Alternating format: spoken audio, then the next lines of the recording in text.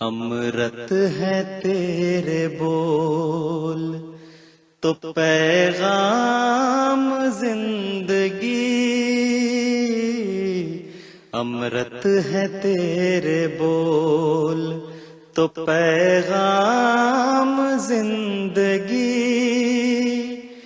تیرے سوا نہیں کوئی آواز وقت کی، تیرے سوا نہیں کوئی آواز وقت کی۔ بسم اللہ الرحمن الرحیم۔ ناظرین کرام السلام علیکم ورحمۃ اللہ وبرکاتہ۔ الحصار کے پلیٹ فارم سے آپ کی خدمت میں حاضر ہیں حضرت خلیفۃ المسیح الرابع رحمہ اللہ کی شہرۂ آفاق نظم مرد حق کی دعا، جو 1983 کے جلسہ سالانہ کے پہلے دن لاکھوں کے مجمع میں ربوہ میں پڑھ کر سنائی گئی، اور خوش قسمتی سے یہ عاجز بھی اس مجمع میں موجود تھا، اور اس میں حضور علیہ السلام نے اس وقت کے ظالم جابر حکمران کو مخاطب کر کے تو بعض اشعار اس نظم میں کہے، اور اس کا ایک شعر یہ تھا، فرمایا ہے تیرے پاس کیا گالیوں کے سوا، ساتھ میرے ہے تائید رب الورا، ہے تیرے پاس کیا گالیوں کے سوا، ساتھ میرے ہے تائید رب الورا، کل چلی تھی جو لیکھوں پہ تیغ دعا،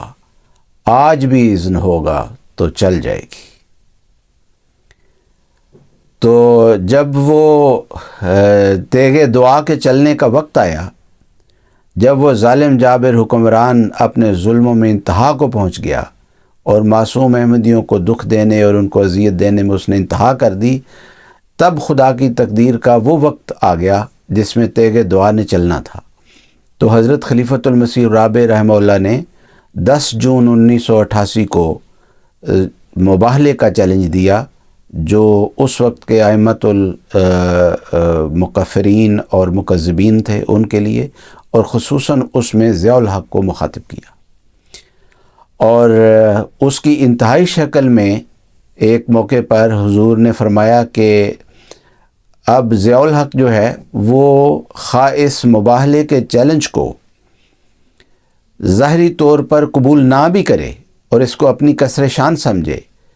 لیکن اگر یہ اپنے ظلموں میں جاری رہا اور معصوم احمدیوں پر ظلم کرنے سے اپنا ہاتھ نہ کھینچا، تو خدا کی تقدیر اس عمل کو، اس رویے کو مباہلے کے قبول کرنے کے مترادف بنائے گی، اور یہ ظالم اپنی سزا سے بچ نہیں سکے گا۔ چنانچہ اس کی تائید میں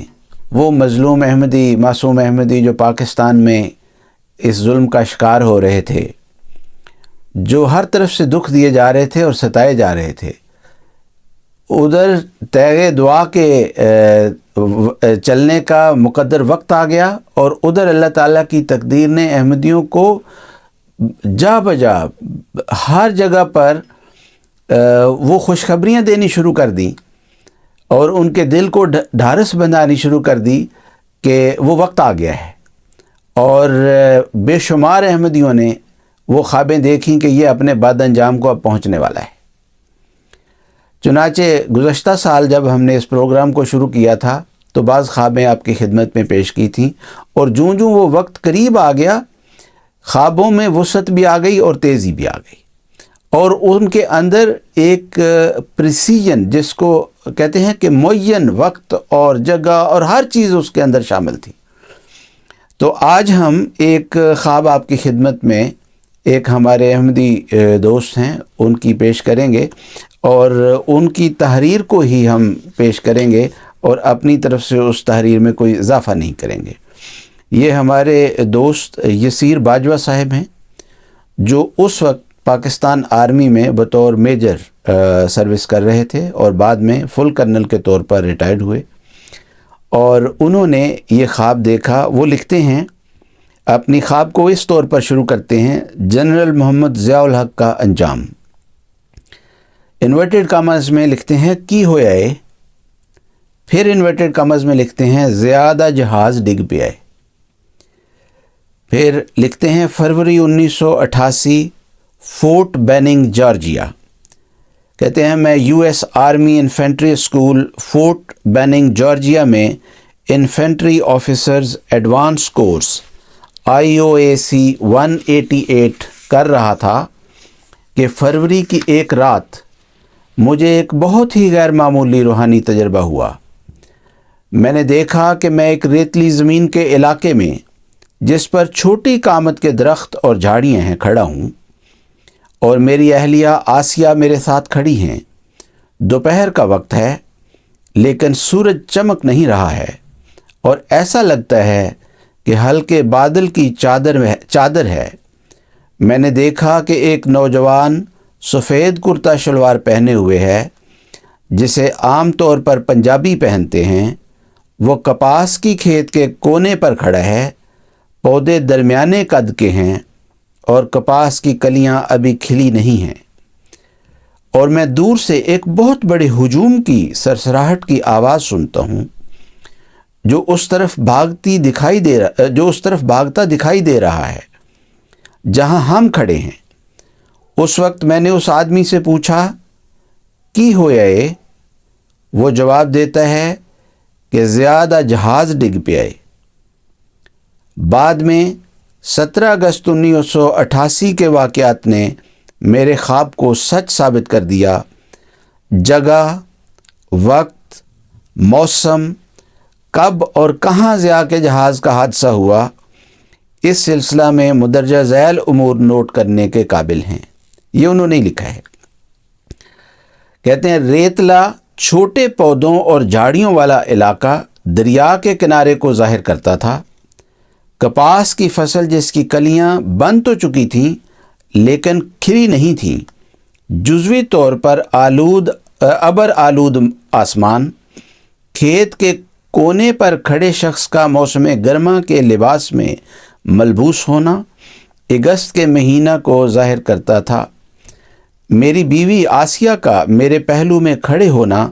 ضیاء کے فرعون جیسے انجام کا پتہ دے رہا تھا. کورس مکمل کرنے کے بعد میں اپنی بٹالین 24 FF میں دوبارہ شامل ہوا. 17 اگست کی رات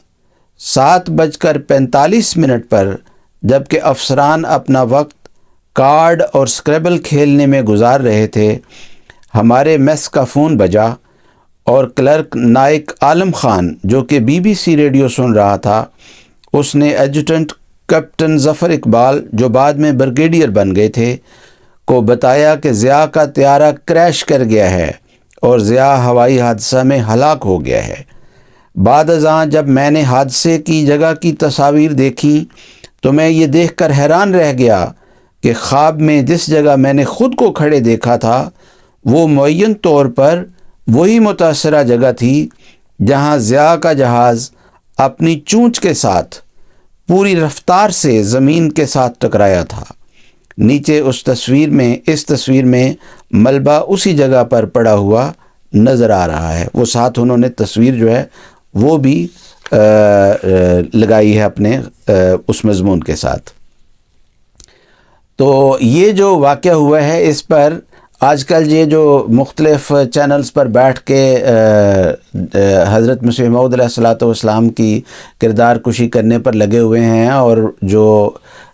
یہ اعتراضات کرتے ہیں،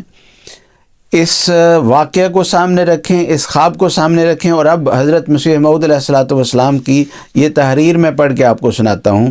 حضور فرماتے ہیں اور میرے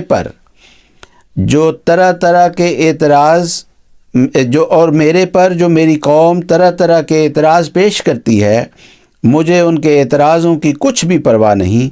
اور سخت بے ایمانی ہوگی اگر میں ان سے ڈر کر سچائی کی راہ کو چھوڑ دوں.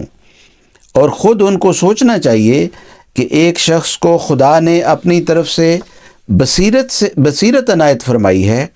اور آپ اس کو راہ دکھلائی ہے اور اس کو اپنے مکالمہ اور مخاطبہ سے مشرف فرمایا ہے اور ہزارہ نشان اس کی تصدیق کے لیے دکھلائے ہیں. کیوں کر ایک مخالف کی ظنیات کو کچھ چیز سمجھ کر اس آفتاب صداقت سے منہ پھیر سکتا ہے اور مجھے اس بات کی بھی پرواہ نہیں کہ اندرونی اور بیرونی مخالف میری عیب جوئی میں مشغول ہیں، کیونکہ اس سے بھی میری کرامت ہی ثابت ہوتی ہے۔ وجہ یہ کہ اگر میں ہر قسم کا عیب اپنے اندر رکھتا ہوں اور بقول ان کے میں عہد شکن ہوں اور کذاب اور دجال اور مفتری اور خائن ہوں اور حرام خور ہوں اور قوم میں پھوٹ ڈالنے والا اور فتنہ انگیز ہوں اور فاسق اور فاجر ہوں اور خدا پر قریباً 30 برس سے افطرا کرنے والا ہوں اور نیکوں اور راست بازوں کو گالیاں دینے والا ہوں، یہ سارے ہی الزامات آج کل پھر یہ دہراتے چلے جا رہے ہیں، اور میری روح میں بجز شرارت اور بدی اور بدکاری اور نفس پرستی کے اور کچھ نہیں، اور محض دنیا کے ٹھگنے کے لیے میں نے یہ ایک دکان بنائی ہے۔ بار بار کہتے ہیں جی چندے بڑے لیتے ہیں یہ۔ فرمایا اور نعوذ باللہ بقول ان کے میرا خدا پر بھی ایمان نہیں اور دنیا کا کوئی عیب نہیں جو مجھ میں نہیں، مگر باوجود ان باتوں کے جو تمام دنیا کے عیب مجھ میں موجود ہیں اور ہر قسم کا ظلم میرے نفس میں بھرا ہوا ہے، یعنی ان کے بقول، اور بہتوں کے میں نے بجا طور پر مال کھا لیے اور بہتوں کو میں نے جو فرشتوں کی طرح پاک تھے گالیاں دی ہیں، اور ہر ایک بدی اور ٹھگ بازی میں سب سے زیادہ حصہ لیا، تو پھر اس میں کیا بھید ہے کہ بد اور بدکار اور خائن اور کذاب تو میں تھا، مگر میرے مقابل پر ہر ایک فرشتہ سیرت جب آیا تو وہی مارا گیا، جس نے مباہلہ کیا وہی تباہ ہوا، جس نے میرے پر بد دعا کی وہ بد دعا اسی پر پڑی، جس نے میرے پر کوئی مقدمہ عدالت میں دائر کیا اسی نے شکست کھائی۔ چنانچہ بطور نمونہ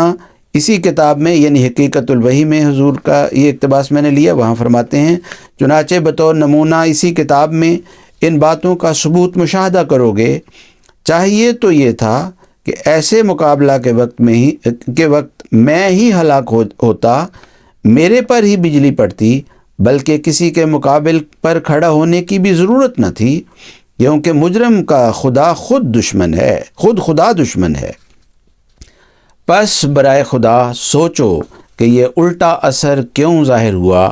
کیوں میرے مقابل پر نیک مارے گئے اور ہر ایک مقابلہ میں خدا نے مجھے بچایا، کیا اس سے میری کرامت ثابت نہیں ہوتی؟ پس یہ شکر کا مقام ہے کہ جو بدیاں میری طرف منسوب کی جاتی ہیں وہ بھی میری کرامت ہی ثابت کرتی ہیں۔ تو ایک طرف آپ کا مرد مومن، مرد حق ضیاء الحق تھا، اور ایک طرف یہ مرد مومن کی آواز تھی کہ جس نے میرے ساتھ مباہلہ کیا، جس نے میرے پر بد دعا کی، وہ خود ہی مارا گیا، اور جس کے متعلق حضرت خلیفۃ المسیح رابع رحمہ اللہ نے اپنی 1983 کی نظم میں واضح طور پر بتا دیا تھا، اور پھر اللہ تعالیٰ نے احمدیوں کو ان کے ایمان کو بڑھانے کے لیے